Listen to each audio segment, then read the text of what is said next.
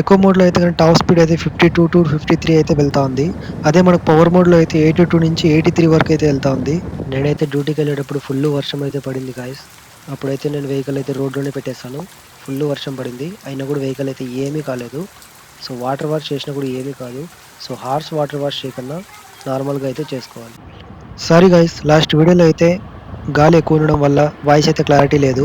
So, ఈ వీడియోలో అయితే క్లారిటీ అయితే వినిపిస్తుందని అనుకుంటున్నాను. సో, మిస్ అయిన పాయింట్స్ కూడా ఈ వీడియోలో అయితే చెప్తాను. Let's start the video. Vehicle book చేసుకున్న తర్వాత వెహికల్ అయితే వచ్చిందని చెప్పి కాల్ చేశారు. సో, మేము ఇంటి దగ్గర నుంచి కడపకైతే స్టార్ట్ అయిపోయాము. షోరూమ్ అయితే ఇదే MTR TVS showroom in Kadapa. So, నేనైతే ఫ్యామిలీతో అయితే వచ్చేసాను వెహికల్ తీసుకోవడానికి. ఫార్మాలిటీస్ అన్ని క్లియర్ చేసి క్యాష్ అయితే కట్టేసాము.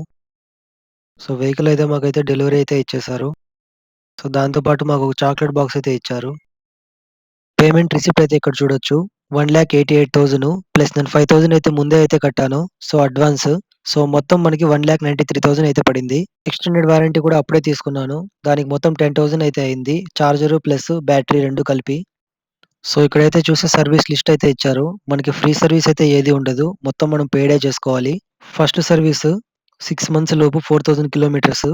Second 12 months 8,000 kilometres. ఇలా లిస్ట్ అయితే ఇచ్చారు. దాని ప్రకారం అయితే మనం సర్వీస్‌కైతే ఎళ్ళాల్సొస్తుంది. ఇక్కడ చూపిస్తున్న పాయింట్స్ అన్నీ మనకి చెక్ చేసి ఇస్తారనమాట సర్వీస్‌లో. అప్రాక్సిమేట్‌లీ ఎంతవుతుందని అడిగితే 800-1000 రూపీస్ అవ్వొచ్చని చెప్పి చెప్పారు. ఇక్కడ మనం ఎకో మోడ్‌లో టాప్ స్పీడ్ అయితే చెక్ చేస్తున్నాము. 52 వరకైతే ఎళ్ళింది. మనం పవర్ మోడ్‌లో టాప్ స్పీడ్ చూసుకుంటే కూడా 83 వరకైతే వచ్చింది నాకి. ఇదైతే మనకి చార్జరు. 950 వాట్స్ వస్తుంది. సో, మనం ఇదైతే ఈజీగా ఇంట్లో అయితే ఛార్జింగ్ పెట్టుకోవచ్చు.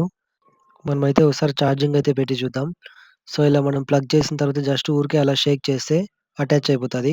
మళ్ళీ మనం తీసుకోవాలంటే ఇలా రౌండ్‌గా ఒక క్యాప్ ఉంటుంది. దాన్ని ప్రెస్ చేసినామంటే ఓపెన్ అయితే అయిపోతది.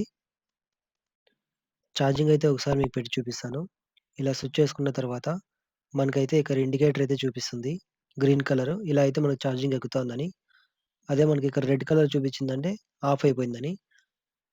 ఇలా ఫుల్ అయితే ఛార్జింగ్ అయిపోతే ఇలా ఆటోమేటిక్‌గా అదే కట్ అయిపోతది. సో, మనకి ఛార్జింగ్ ఎక్కుతోందని ఇక్కడ బ్లింక్ అవుతుందనమాట. మోటార్ దగ్గర కింద. సో, మనకిక్కడ చూసుకోవచ్చు 57% ఛార్జింగ్ అయితే ఎక్కుతోంది.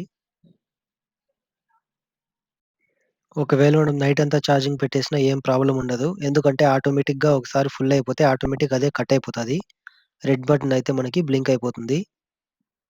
మనకి హెల్మెట్ అయితే వెహికల్‌తో పాటు షోరూమ్ వోళ్ళే ఇచ్చారు. సో, చూసుకోవచ్చు. ఐక్యూబ్ అనే బ్రాండింగ్ ఉంది. ప్లస్ ఐఎస్ఐ మార్క్ ఉంది. హెల్మెట్ అయితే కలర్ గూడా బండికి మ్యాచ్ అయ్యే కలరే ఇచ్చారు. చాలా బావుంది. ఓకే గైస్, మిస్ అయిన పార్ట్స్ అయితే కవర్ చేశాననుకుంటున్నాను. ఎవరైనా ఇంకా మన ఛానెల్‌ని సబ్స్క్రైబ్ చేసుకోకుంటే సబ్స్క్రైబ్ చేసుకోండి. Thank you.